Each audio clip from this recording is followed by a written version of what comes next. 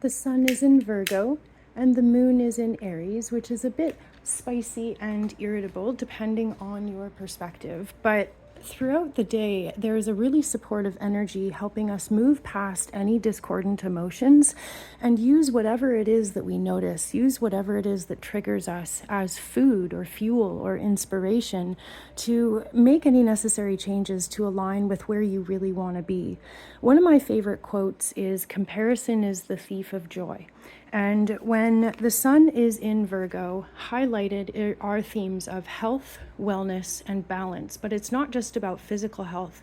It's also about our mental health. That's a huge part of it because Virgo is ruled by the planet Mercury, and Mercury is currently retrograde. So a lot of what might be coming up for you is rethinking or wanting some sort of a do-over when it comes to anything that feels out of alignment.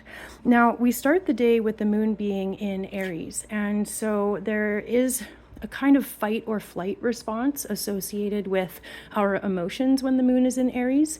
And for the entire day from 8 a.m. Eastern to 8 p.m. Eastern, the moon is going to be void of course. And all that means is that the moon is not going to be making any connecting angles to any other planets. It's like the moon is just kind of floating out there on its own. And then at 8 p.m., the moon moves into Taurus, where it is considered to be exalted.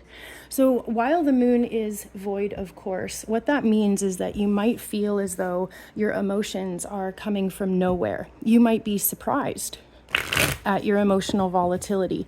You might feel overwhelmed at times, but thankfully the moon is making a lot of really supportive angles to pretty much every other planet in the solar system, indicating that if we're able to use whatever comes up for us as inspiration, then we can use it to move forwards. The hardest part is when we feel overwhelmed by our emotions.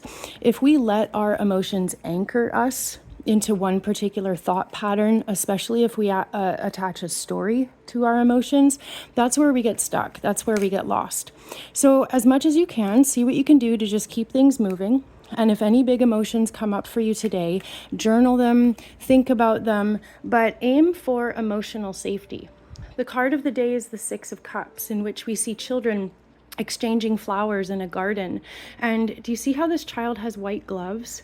If we can imagine, see, cups are our emotions. And if I share a really big emotion with someone, I would be hoping that that person would be treating my emotions with white gloves.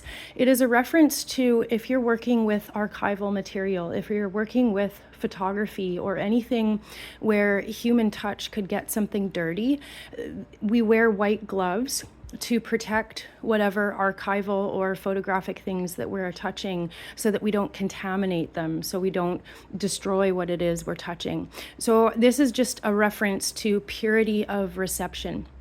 To hold space for someone, especially in times of big emotions, simply means I feel you, I'm here. You know, you can experience whatever you want and I will be a safe place.